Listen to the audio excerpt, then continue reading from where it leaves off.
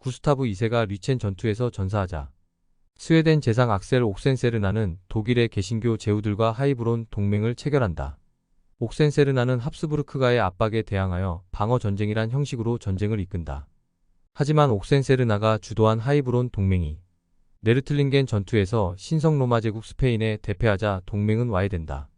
개신교군은 전사자 17,000명과 부상자 4,000명이라는 엄청난 피해를 입는다. 주도권을 되찾은 신성 로마 제국의 페르디난트 2세는 아들 페르디난트 3세를 로마 왕으로 선출시킨다. 합스부르크가에 맞설 수 없다 판단한 몇몇 제후들은 신성 로마 제국과 협상을 시도한다. 개신교 제후에 대한 프랑스의 영향력을 유지하기 위해 리슐리의 추기경은 스웨덴과 연합하여 1635년 30년 전쟁에 본격적으로 나선다. 합스부르크가의 세력 확장을 경계한 리슐리의 추기경은 합스부르크가의 세력 약화를 프랑스의 주요 외교 목표로 삼는다. 가톨릭 국가임에도 불구하고 프랑스가 정치적 목적으로 전면에 나서자 30년 전쟁은 새로운 국면을 맞는다. 프랑스는 동쪽의 신성 로마 제국 합스부르크와 서쪽의 스페인 합스부르크에 맞서지만 30년 전쟁의 연장선에서 시작된 프랑스 스페인 전쟁에 집중한다. 스웨덴이 독일 북부 지역의 합스부르크군을 견제하고 약화시키는 동안 스페인의 유럽 패권을 저지하는 전략적 분담에 초점을 맞춘다. 스페인령 네덜란드를 침공한 27,000명의 프랑스군은 1635년 5월 첫 번째 교전인 레자뱅 전투에서 16,000명의 스페인군을 격파한다.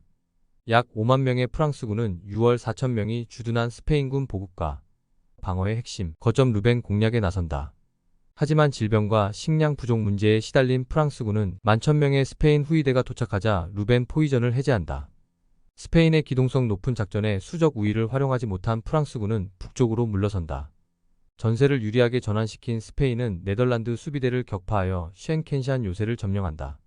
쉔켄샨 요새는 네덜란드와 독일을 연결하는 라인강의 전략적 거점으로 물자 수송과 군사작전에 있어 매우 중요한 위치이다.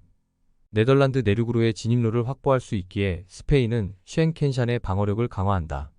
전략적 준비 부족과 경험의 한계를 드러낸 프랑스는 공세 전략을 재구성하여 스페인이 네덜란드와 프랑스의 두 전선에서 동시에 싸우도록 분산시키는 작전을 펼친다. 네덜란드 총사령관 프리드리히 헨리는 7월 쉔켄샨을 포위하기 위한 대규모 반격에 나선다. 프랑스는 스페인이 쉔켄샨에 충분한 병력과 보급을 투입하지 못하도록 서부 유럽 전선에서 지속적으로 스페인군과 교전한다. 네덜란드군은 스페인군을 요새 안에 가두고 물자를 차단하는 장기 포위전으로 스페인군을 괴롭힌다. 존 모리스는 프리드리히 헨리에게 요새 포위를 인계받지만 지형적 난점으로 공략에 어려움을 겪는다. 쉔켄샨 요새는 라인강과 발강 사이의 섬에 위치해 기습이나 직접적 공격이 어렵다. 강이 자연적인 해자 역할을 해 약 15,000명의 스페인 수비대는 상대적으로 적은 병력으로 외부 공격을 효과적으로 방어할 수 있다. 참호를 파거나 지하채굴을 시도하기 어렵자 3만 명의 네덜란드군은 강 위의 포정을 동원해 요새를 압박한다. 소형 대포가 장착된 강포정은 강 주변의 목표물에 포격을 가하거나 적의 이동을 저지하는 소형 전투선이다. 수로를 활용한 기동성과 접근성으로 보병이나 기병이 접근하기 어려운 지점에서 목표물에 포격을 가할 수 있다. 네덜란드군은 포병 공격과 장기적인 포위로 쉔켄샨 요새를 완전히 고립시켜 스페인 수비대를 굶주림에 빠뜨린다. 구원군을 투입하지 못한 스페인은 9개월을 버티지만 사방에서 날아드는 포격에 마침내 항복한다.